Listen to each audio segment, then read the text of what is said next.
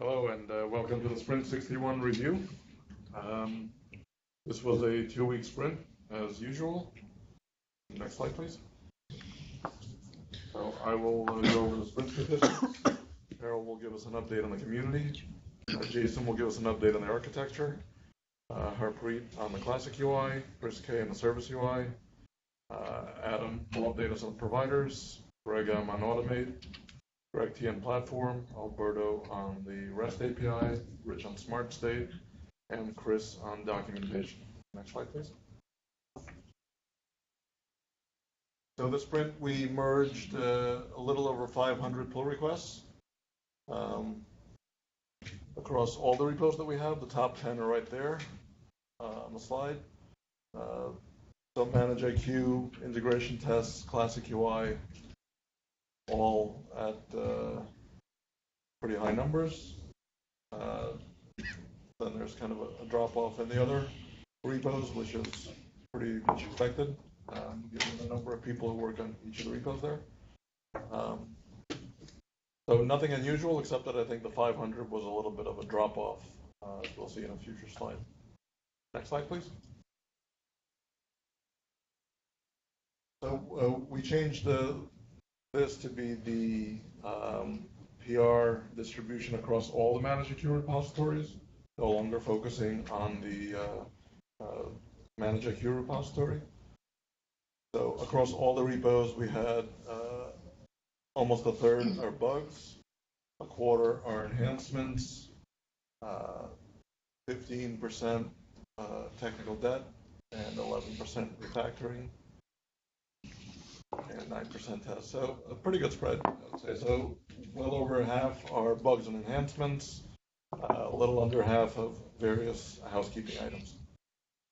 Next slide, please. Yeah, so as you see, we dropped off from the last sprint. So still trying to get into a rhythm here. I think this has to do with the fact that we just made a release that Carol will talk about, and there was a lot of attention given to stabilizing that, and I think that affected it, but it's really hard to say. On the bottom there, you see not only the sprint number, but you also see the number of repositories. We grew the sprint by 4 more, although I don't have a slide on which ones. And we're in the process of extracting more as we go here. Next slide, please.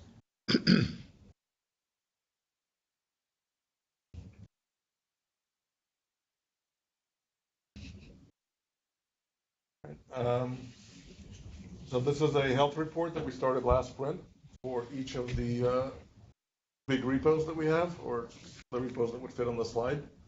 I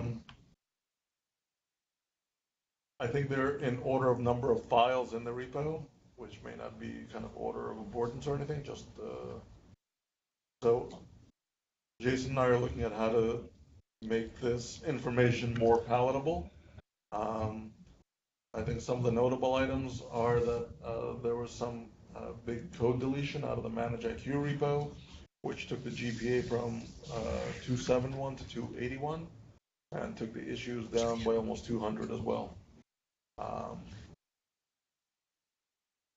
think all the others are roughly the same since last sprint, but we will massage this data to present it moving up and down between each sprint.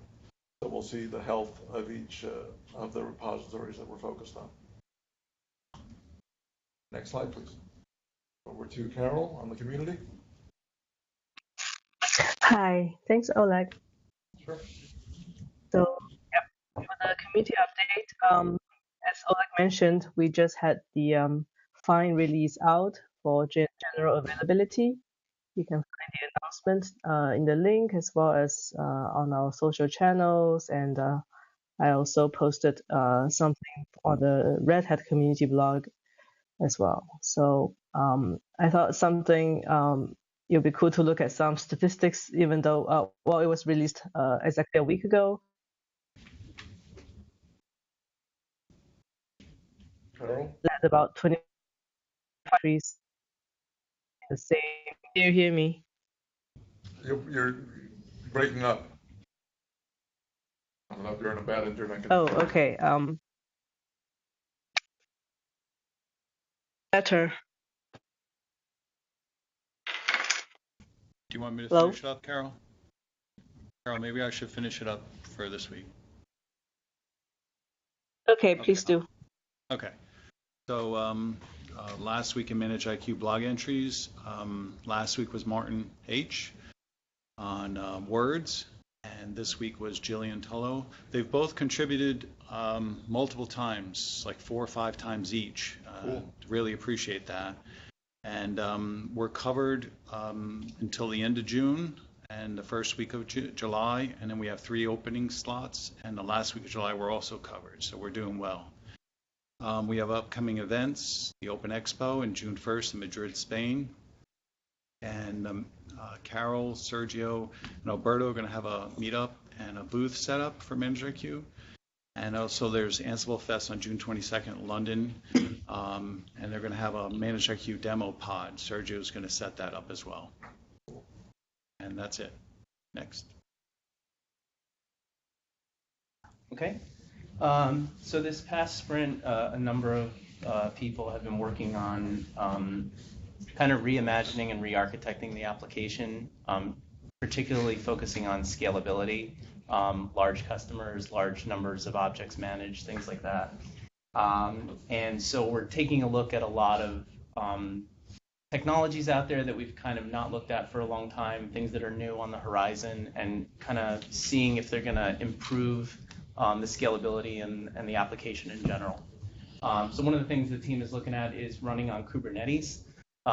We have an OpenShift offering, but you can actually run Manage IQ on OpenShift or Kubernetes. So that's one of the things that feels weird for that particular provider. But on top of that, we're trying to see if we were to run completely on Kubernetes, what could we leverage out of that to make our lives easier? And one of the things we're also looking at within that is taking the worker concept and turning that into individual containers or pods that can then be run, scaled up, scaled down, using the technology to the best that we can, and seeing if that helps our scalability issues. Another feature, another bunch of people within that team are looking at our metrics. We store metrics in a Postgres database, and we're trying to investigate time series databases to see if they make sense, if they'll help us out with the scalability issues we have there. In addition, what other things might we put in a time series database if we had a better structure? So, keeping our own internal statistics about our application within that database might be something that team looks at. Moving on, the message bus, the MIQQ, and I know you're all aware of it, is not very scalable.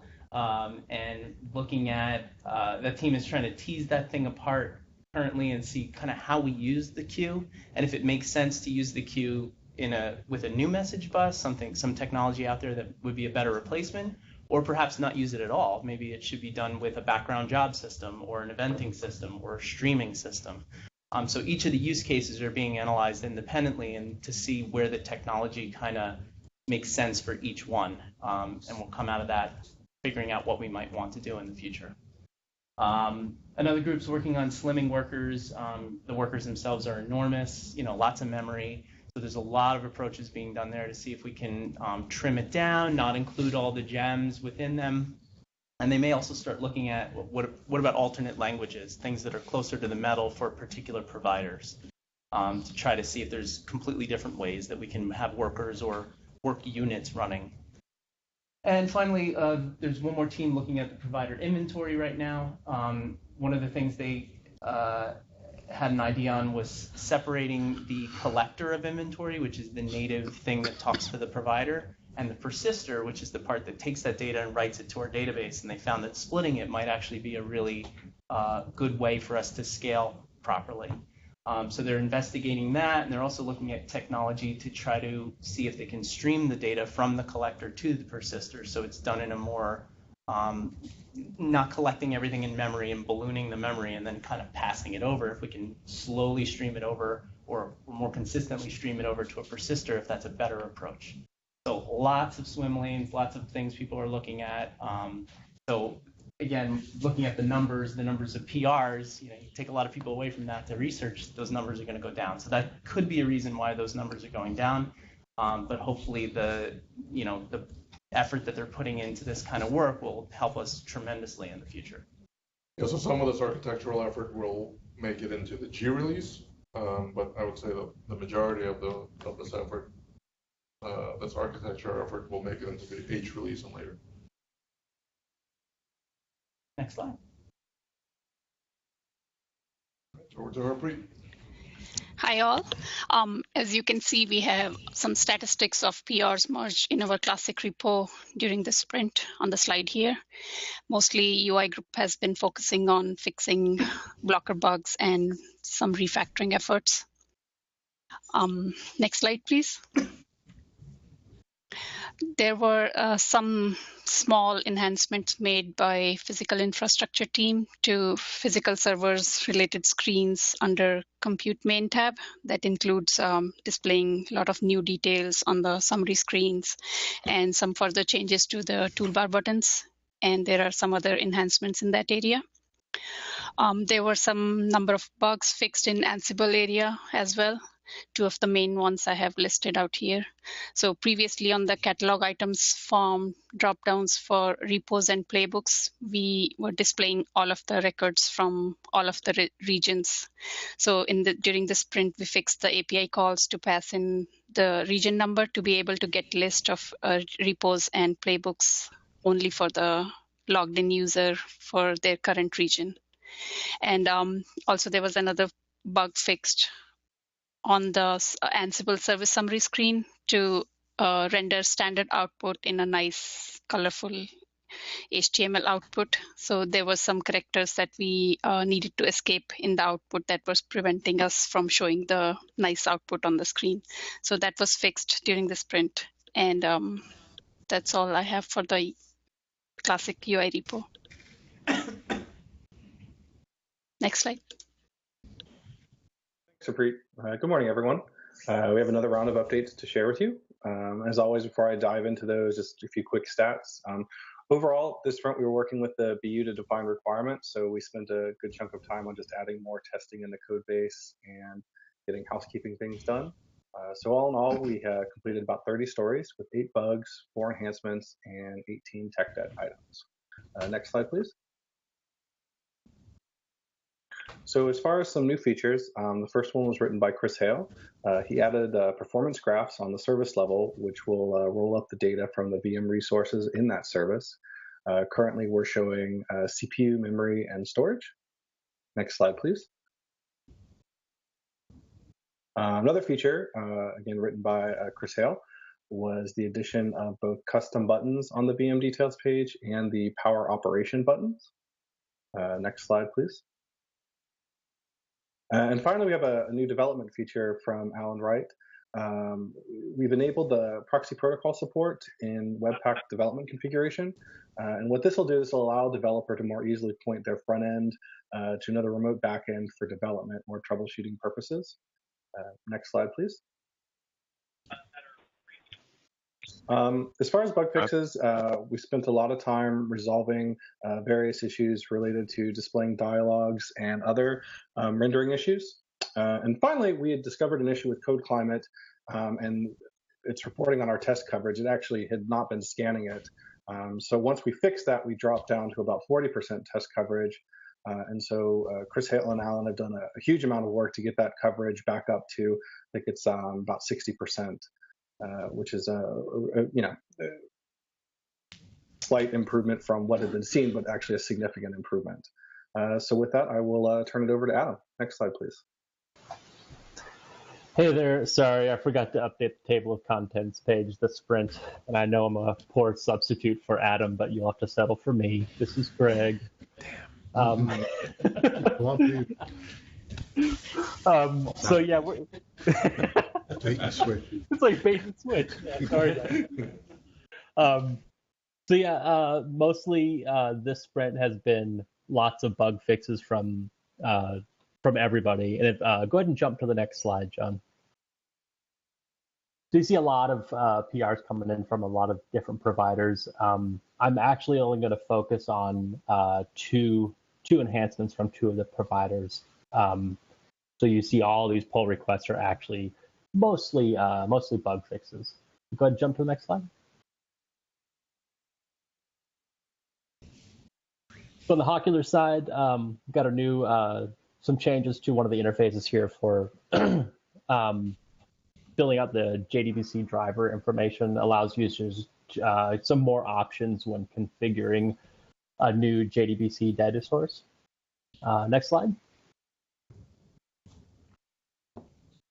And from the container side, we have some filters when viewing the list of containers.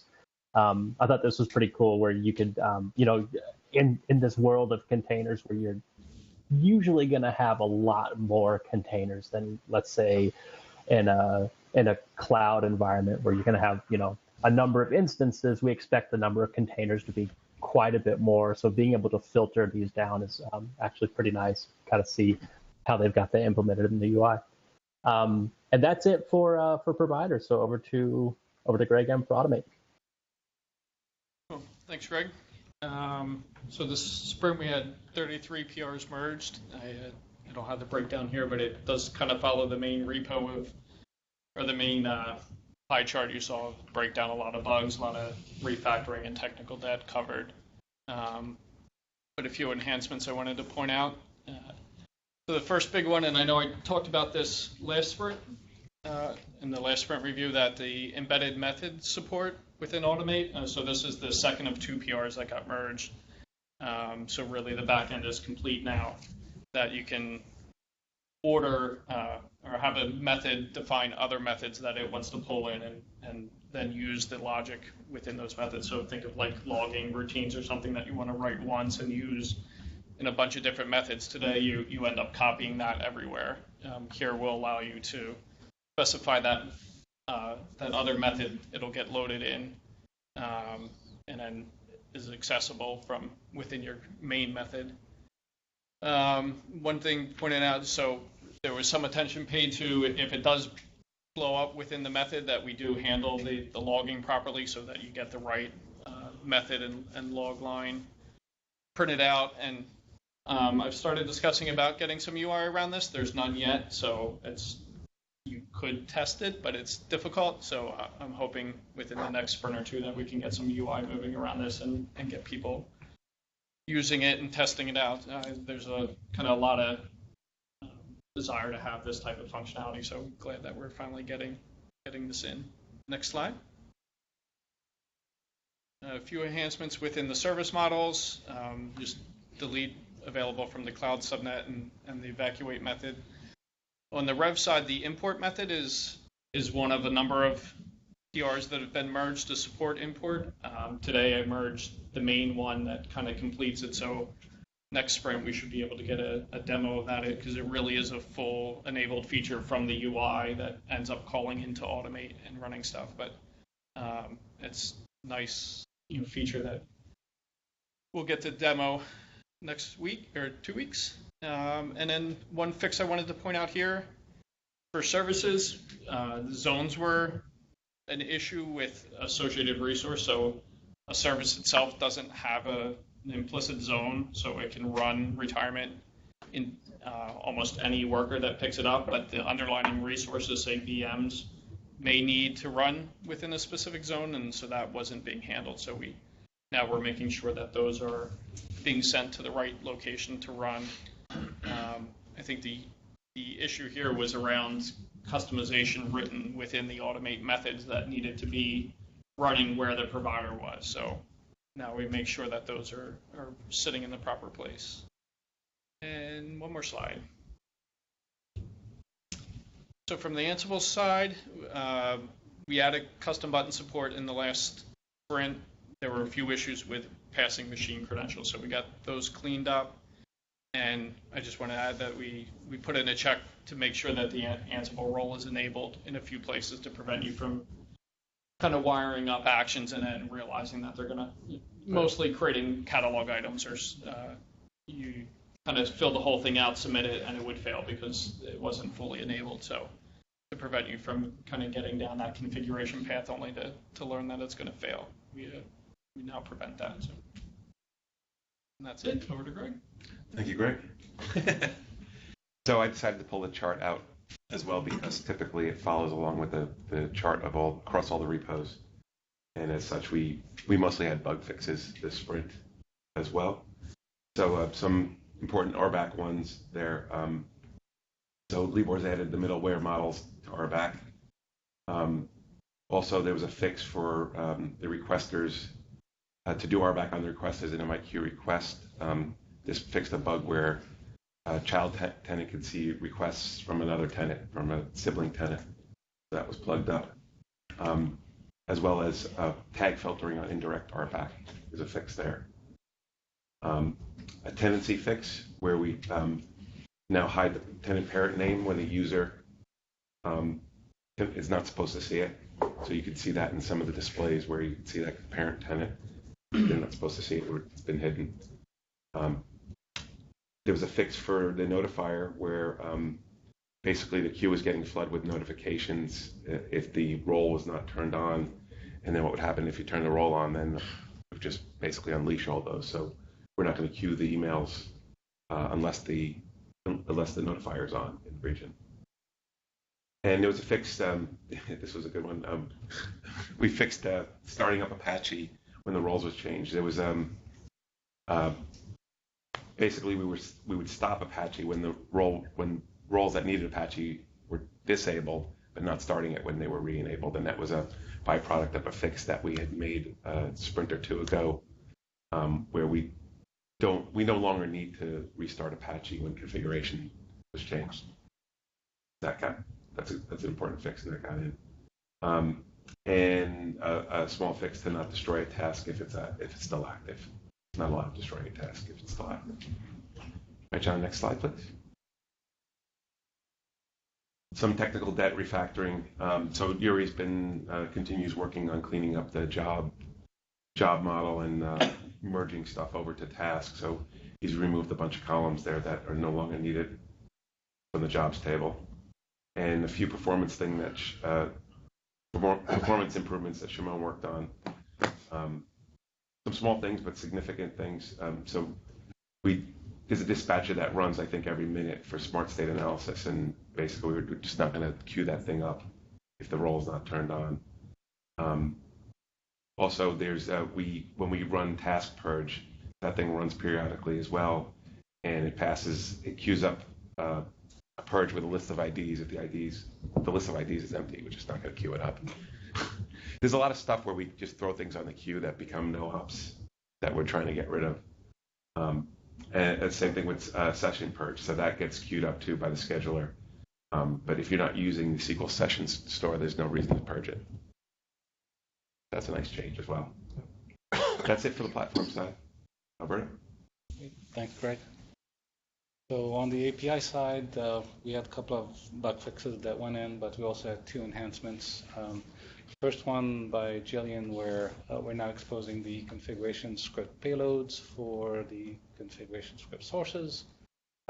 This is showing the examples here. You can basically fetch them as a sub-collection. So getting the configuration script payloads for a particular resource, also the particular sub-resource by payload ID, and as well as doing the regular searches on the sub-collection here, expanding them and filtering, for example, by region number.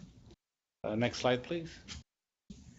And we had an enhancement by Aparna. Here we're allowing to delete the cloud volumes via the HTTP verb or the post action for a particular resource or the action.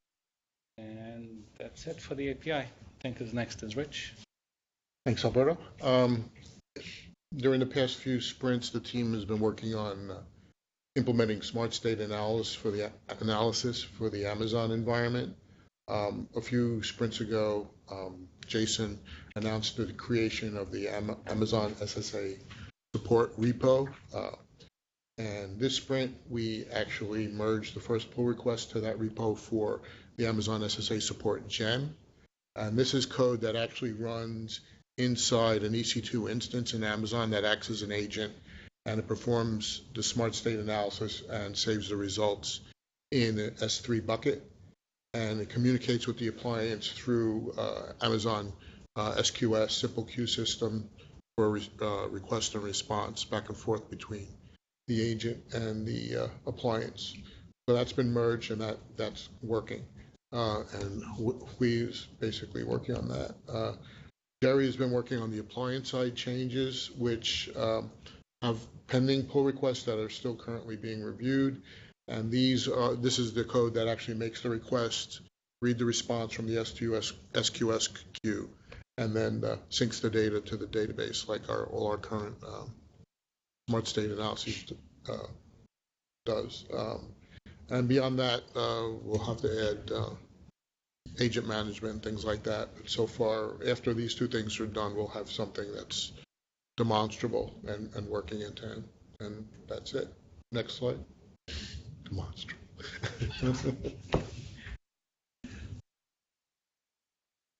Over to Chris on documentation. Hi, actually, I don't believe Chris is here today. This is Steve. I'm covering for him. You can see here we've merged 24 PRs, 18 of them enhancements, 6 bug fixes. The bugs are starting to kind of taper down, and you can read for yourself the highlights there on what some of the bigger pieces that we've done.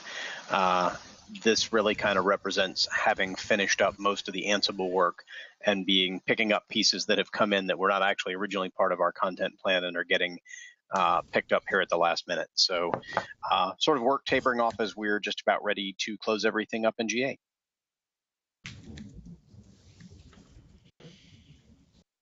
So that brings to a close our Sprint 61 review, unless there's any questions.